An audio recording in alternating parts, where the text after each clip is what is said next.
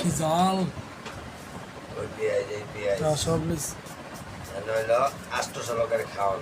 বুঝছো না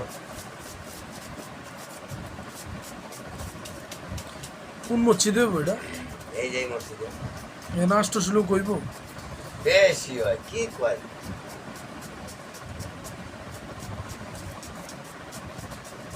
70 কেজি চাল আর তোমার 72 কেজি হলো গোস্ত